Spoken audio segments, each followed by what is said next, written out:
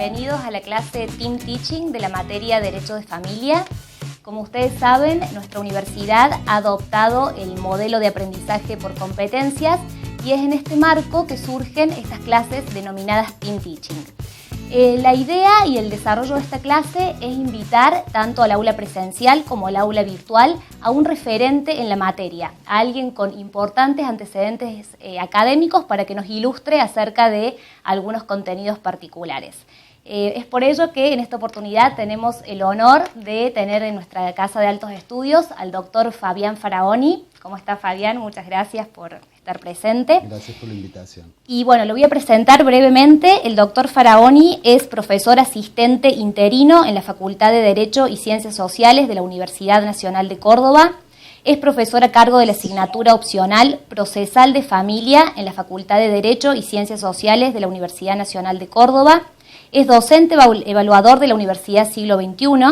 Es autor de diversos libros y artículos doctrinarios en publicaciones científicas y además es vocal de la Cámara de Familia de segunda nominación de la ciudad de Córdoba. Bueno, Fabián, muchas gracias por acompañarnos. Bueno, la verdad que te tengo que preguntar sobre este nuevo código que está rigiendo en Argentina a partir del 1 de agosto, ¿sí?, de este año. Y bueno, evidentemente todas las dudas que pueden tener los alumnos respecto a esta cuestión. Un tema que me parece importante abordar es acerca del divorcio, ¿sí? Sabemos que ha cambiado muchísimo, ¿no es cierto?, esta institución en el nuevo código y quisieras que le comentes a los alumnos cómo es el proceso de divorcio en este nuevo Código Civil y Comercial y cuáles son las alternativas que tienen los cónyuges frente al conflicto matrimonial en la actualidad. Bien, ante todo saludarlos a todos los que puedan llegar a ver este material. Realmente celebro esta iniciativa de la universidad porque creo que es un modo de transmitir de alguna forma la experiencia y los conocimientos para quienes no tienen la posibilidad de estar en clases presenciales y especialmente a vos, Silvina, por el trato y por la cordialidad. En cuanto a este primer interrogante en orden a las modificaciones del divorcio, sabido es que es lo que ha tomado más trascendencia pública, ¿no?, en las modificaciones del Código Civil y Comercial de la Nación. El divorcio en sí y esta cuestión que diría yo un tanto mediática de hablar de un divorcio exprés, ¿no?, que siempre es bueno aclararlo. Ha habido modificaciones sustanciales en el trámite del divorcio con respecto al derecho derogado, pero esto tampoco ha significado que nuestra legislación haya receptado lo que en el derecho comparado se denomina un divorcio exprés. El divorcio exprés, en general, en las legislaciones que lo contienen, es un divorcio administrativo. Y en nuestro país, luego de la reforma vigente desde el 1 de agosto del 2015, como bien has dicho, sigue habiendo un divorcio judicial. Un divorcio notoriamente modificado, pero que conserva las características de un proceso judicial. Es decir, que para estar divorciado hace falta una sentencia judicial. Yo diría que el principal cambio, el más notorio y el fundamental, es que se ha eliminado del sistema jurídico argentino la causación para el divorcio. Aquellas causales subjetivas, es decir, atributivas de culpa, o objetivas que se basaban en circunstancias fácticas de la no convivencia que preveía el derecho anterior, ya no existen en el sistema vigente. Y este sistema vigente, desde agosto del 2015, se centra en un divorcio incausado, es decir, sin expresión de causa, lo cual también nos remonta a las modificaciones que se han introducido en los derechos-deberes de los cónyuges, ¿no? Deberes que han perdido el carácter de jurídico, algunos de ellos, para convertirse en deberes axiológicamente importantes, pero de carácter moral. Entonces esto conlleva a un sistema de divorcio, como les decía, incausado y sin plazos.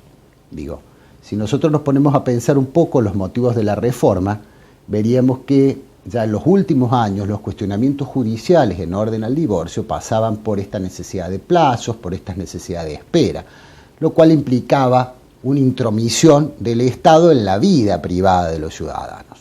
Entonces los ejes que toma el nuevo código son una mayor autonomía de la voluntad, es decir, una mayor capacidad de decisión por parte de los ciudadanos y las ciudadanas, lo cual se trasluce en un orden público menos rígido, más flexible, pero también en una menor intromisión del Estado en la vida de las personas, consagrando de este modo este derecho a la vida familiar. ¿Qué quiere decir esto en la práctica? Que hay un proceso de divorcio que es sin causas y sin plazos, y que a su vez puede tener dos modalidades, diría yo. ser un proceso de divorcio bilateral, es decir, conjunto, por la voluntad conjunta de ambos cónyuges, o un proceso de divorcio unilateral. Basta que, para decirlo de un modo que se repite mucho en la doctrina, que uno de los cónyuges quiera divorciarse para que se pueda dictar la sentencia de divorcio, sin que el otro pueda oponerse al divorcio. Es decir, lo digo más puramente, es el derecho a no continuar casado. Si no quiero estar casado, la ley me garantiza el derecho a no continuar casado. ¿Cómo lo instrumentaría en la práctica? A través de estas dos modalidades que he dicho. O porque nos ponemos de acuerdo y peticionamos el divorcio de modo bilateral, o porque ante la falta de este acuerdo, uno de ellos peticiona el divorcio unilateral y el otro nada puede decir respecto de esto. Esto es en lo que es en la primera faceta de la presentación del divorcio. Ahora bien, el nuevo sistema también ha procurado y ha puesto su centro de atención en lo que son los efectos postdivorciales.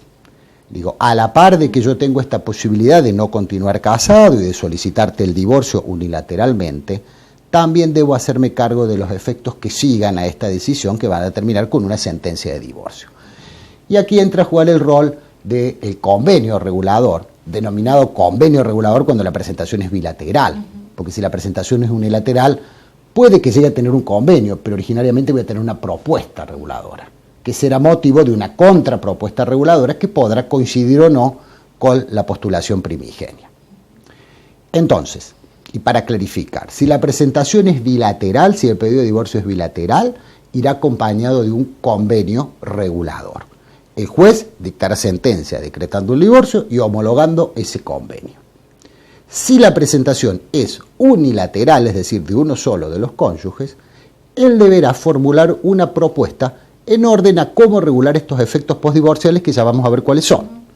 De esa propuesta que ha formulado deberá darse conocimiento a la otra parte, quien podrá adherir a la propuesta, podrá consentirla al parte, podrá consentirla totalmente o podrá rechazarla totalmente.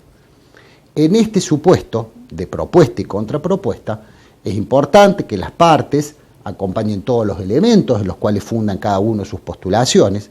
¿Para qué? Para que el juez a posteriori, es decir, decretando el divorcio, que de esto no hay oposición posible, luego los pueda convocar a ellos a una audiencia para intentar conciliar estos puntos que no han podido conciliar ellos por fuera del sistema judicial. De todos modos, esta conciliación podrá darse o no, podrá ser parcial o total. Lo importante es que los puntos que no se concilien deberán ventilarse por los procedimientos que prevea cada jurisdicción local, ¿no? Es decir, dentro de estos efectos importantes y trascendentes, que el Código incluso los denuncia, está lo que tiene que ver con la distribución de los bienes en el régimen de comunidad, con las compensaciones económicas, como esta figura que se ha incorporado, novedosa en nuestro sistema jurídico, el plan de parentalidad, que tiene una relevancia específica y más importante y más trascendente, incluso señalada por el propio Código, en lo que hace a los alimentos para los hijos. Digo, todos estos puntos son susceptibles de ser introducidos en el convenio regulador y algún otro que haga al interés concreto de los cónyuges. Es decir, no puede la ley en este sentido poner un tope taxativo a lo que debe ser motivo del convenio o no. Se enuncia, digo, plan de parentalidad, distribución de bienes, atribución del hogar, responsabilidad por deudas, compensaciones económicas. Todos esos puntos pueden ser objeto de este convenio, si hay acuerdo entre ambos, o propuestas y contrapropuestas en pos de ver qué se puede conciliar y qué no. Y lo que no se concilie será motivo de las acciones independientes por los trámites que prevean las leyes adjetivas locales. Doctor, usted nombraba recién las compensaciones económicas como un posible efecto postdivorcial, ¿sí? Sabemos que esta figura es novedosa y que, bueno, por lo tanto no tenemos vasta doctrina y jurisprudencia nacional acerca del tema. Ninguna hasta ahora. Exactamente. ¿Usted podría clarificarnos en qué circunstancias usted opina que sería procedente esta institución o solicitar que uno de los cónyuges solicite al otro una compensación económica? La compensación económica, denominada entre nosotros compensación económica, en algunas otras legislaciones se las denomina prestaciones económicas y demás, es una figura que tiene una amplia utilización en el derecho comparado, ¿no? De allí se han tomado algunos de los parámetros. En realidad la compensación económica va a proceder cuando se haya producido un desequilibrio, es decir, un desequilibrio que sea fruto de la ruptura. Es decir, es una relación causal entre mi situación patrimonial al momento en que ingreso al matrimonio y mi situación patrimonial cuando salgo del matrimonio. Entonces, si allí se detecta un desequilibrio para uno u otro de los cónyuges, es que procede la compensación económica. Es una figura claramente distinguida de otras figuras. La compensación económica no son los alimentos. El Código Civil, ha regulado específicamente los alimentos postdivorciales, con un carácter más estricto que el derecho derogado, pero están regulados en dos hipótesis. Entonces, la compensación no es alimento, es compensación. Y es demostrar ese desequilibrio que me produce la ruptura, con un factor objetivo de atribución. No pudiera ser subjetivo el factor. ¿Por qué? Porque la subjetividad y la causación ha sido eliminada del sistema. Entonces es una comprobación objetiva de este empeoramiento en mi situación económica a la salida del matrimonio que me lo ha producido la ruptura. Esta compensación existe en dos vías: o la acuerdan las partes, que son los más interesados y los más capacitados para determinar su procedencia, su monto y el tiempo de la compensación. ¿Por qué tiempo voy a pagar esta compensación? La ley da pautas, establece que yo la puedo pagar en dinero, en especie, con otros bienes o como acuerden los cónyuges. Y establece que puede ser por un tiempo determinado, en un único pago y excepcionalmente vitalicio. Es decir, tiene amplitud en orden a las modalidades del cumplimiento de la compensación. Para que pueda adaptarse a cada caso concreto Para que se adapte a cada realidad. El tema es que si yo no lo acuerdo, Silvina, va a ser el juez el que va a tener que determinar, en primer lugar, si procede. O sea, hacer ese examen de si este desequilibrio producido por la ruptura está. Y, en segundo lugar, si lo comprueba, establecer el monto de la compensación. Y, en tercer lugar, decir cómo se va a pagar esa compensación. Es decir, si hay que litigarlo al tema, la situación se complejiza, pues yo tengo que poder suministrarle al juez estos elementos. La ley establece estos principios que yo te he dicho y a la par de eso establece qué pautas puede tener en cuenta el juez para la fijación judicial. Y allí entran a jugar factores que son comunes en la legislación comparada, ¿no? La edad y el estado de salud del que la pide, la existencia o inexistencia de hijos, quién tiene el cuidado personal de esos hijos, si hay una sola vivienda en este régimen que se está disolviendo, cuánto ha colaborado un cónyuge en las actividades mercantiles o empresariales del otro, un derecho a pensión, una expectativa de un derecho a pensión, una multiplicidad de factores que el juez puede tener en cuenta para dirimir la cuestión. Pero, recién decías, no tenemos precedentes aún, ¿no? Hay que ver con qué tesitura interpreta la doctrina argentina, esto que estoy diciendo, y cómo resuelve la jurisprudencia los casos que se puedan ir planteando. En esta primera época, podría decir, desde mi experiencia en lo jurisdiccional, solo he visto algunos acuerdos de compensaciones económicas y muchas propuestas y contrapropuestas en ese sentido. A mi entender, y esta es una opinión personal, creo que la demanda de compensación económica es una demanda de relación de daños. Entonces, hay que tratar de cubrir todas esas expectativas, visto desde la óptica del litigante, ¿no? Todas esas expectativas al momento de hacer un planteo judicial en ese sentido. Y ver qué elementos le voy a aportar al juez en orden a probar estos desequilibrios que, como te imaginarás, son muy internos, son de la vida familiar íntima, ¿no? Se pensó también en esta situación especial de la mujer argentina, y lo voy a decir así. No es que no se pensó para los hombres y que no vaya a poder funcionar una compensación a favor de un señor, pero está pensada en una realidad cultural de la mujer argentina, mujer que culturalmente, socialmente, suele ser la que se queda en el hogar, encargada del cuidado de los niños, de la crianza y de otras tareas que puedan ser domésticas, y que al tener que enfrentar el hecho de la ruptura, encuentra ciertas dificultades. Su edad, que a lo mejor no se desarrolló profesionalmente porque su opción fue, o el plan de vida o el proyecto de vida de ese matrimonio fue que ella se encargara del cuidado de los hijos y de la casa y de las tareas más domésticas, y el señor fuera el que se dedicaba a su empresa, ¿no? Esta figura del proveedor masculino y de la mujer en la casa, digo. Esa realidad fue muy tenida en cuenta por los codificadores a los efectos de buscar en esta figura este modo de compensar. Tampoco nos olvidemos que el sistema ya incausado no tiene las mismas previsiones y los mismos efectos que tenía el sistema derogado, ¿no? Donde había alimentos fundados en la inocencia y la culpa. Eso ya no existe más en el sistema nuevo. Recién te comentaba, hay alimentos postdivorciales, excepcionales o convencionales. Es decir, que si yo no los logro en el convenio, la posibilidad de alimentos para la cónyuge está restringida a una enfermedad preexistente al divorcio o a la carencia absoluta de las posibilidades de subsistencia. O sea, son hipótesis más restringidas que las anteriores. Entonces, también frente a la no causación surge la figura de la compensación económica como un modo de hacer una doble mirada. Esto lo trabaja mucho la doctrina extranjera, ¿no? Una doble mirada, una mirada al pasado y una mirada al futuro. Esa mirada al pasado es qué expectativas puso este cónyuge en este proyecto de vida en común que significaba el matrimonio, ¿no? Y cómo se vieron frustradas esas expectativas cuando el vínculo se terminó. Bueno, doctor, más que claro ha quedado... Y de allí partir al futuro. Y el partir al futuro es cómo logro que esta persona que ha quedado en esta situación, porque ha salido del vínculo matrimonial, es decir, ya no tiene la protección del vínculo matrimonial. De eso se trata. ¿Y cómo hago compensándola para que logre una inserción?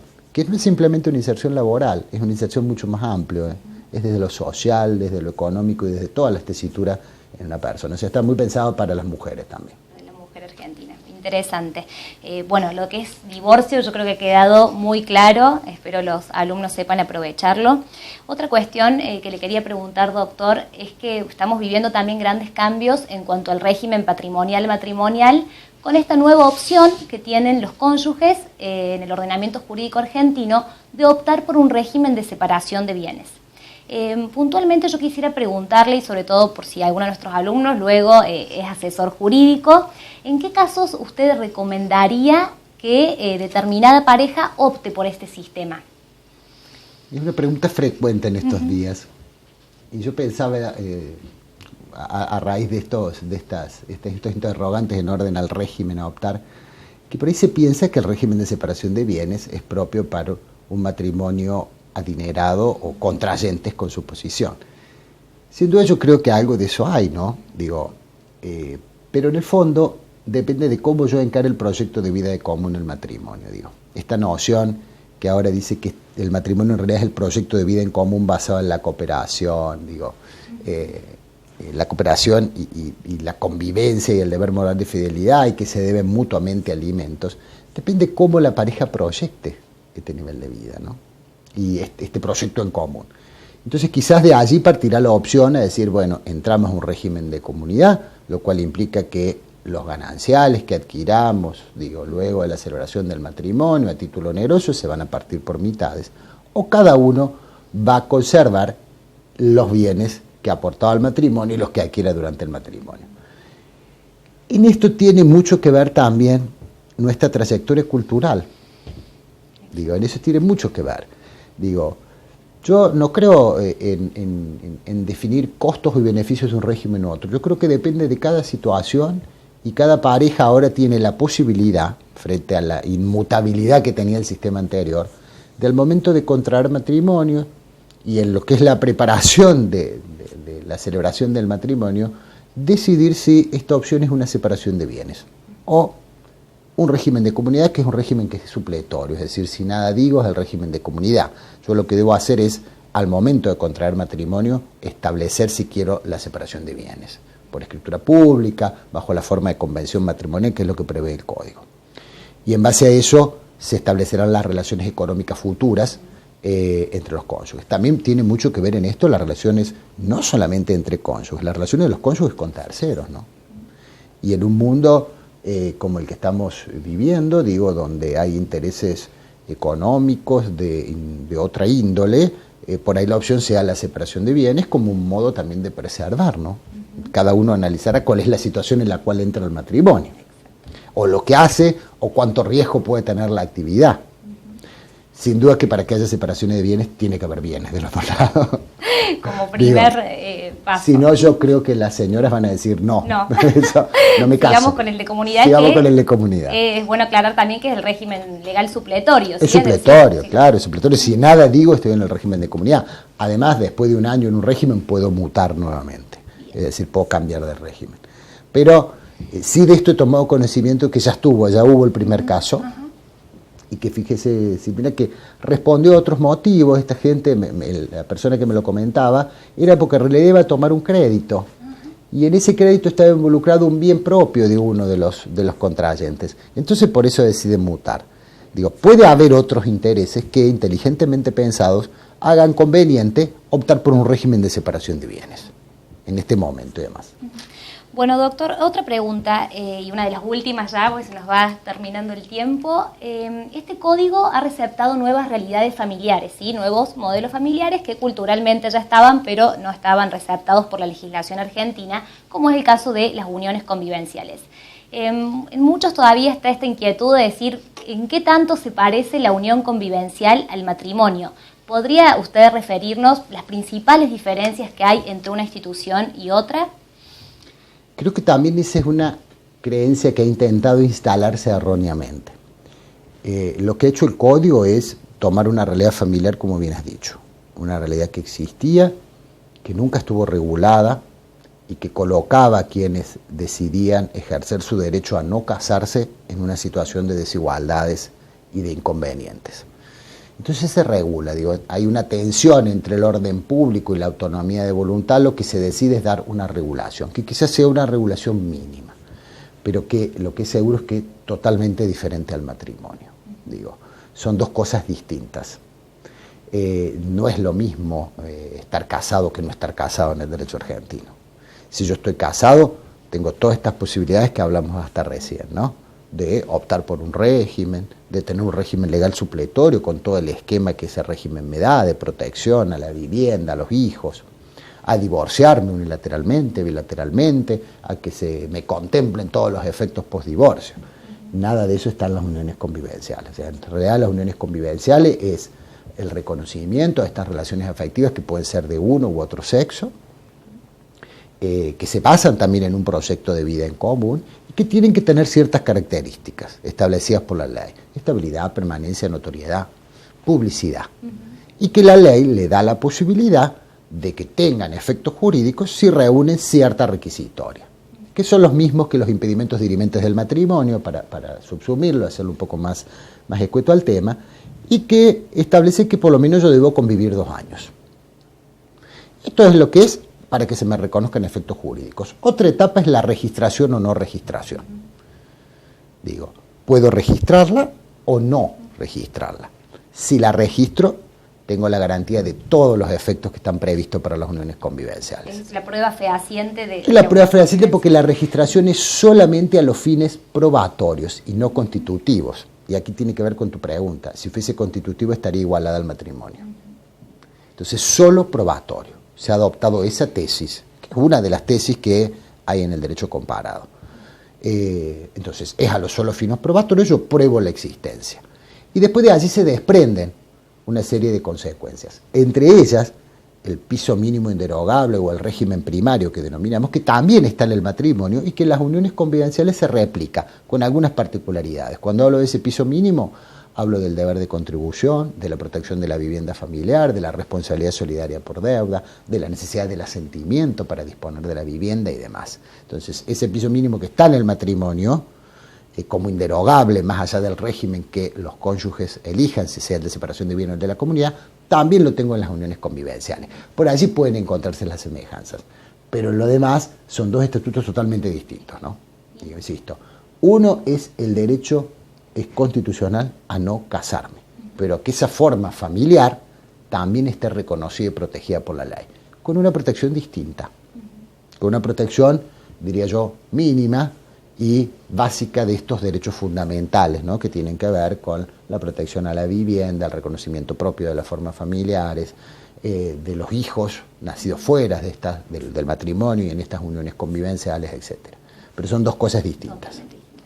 Doctor, yo le quiero agradecer enormemente que nos haya acompañado en esta clase. Estoy segura que para los alumnos ha sido una herramienta útil y fundamental. Y bueno, sobre todo esta ilustración que usted nos hace de estos nuevos institutos, de los cuales no tenemos referencia hacia el pasado, sino que vamos a tener que esperar legislación y doctrina para poder avanzar en los mismos. Así que bueno, gracias por estar en nuestra Casa de Altos Estudios y esperamos contar con su presencia nuevamente. El agradecido soy yo y a su disposición para cuando quieran, así tenemos otra charla.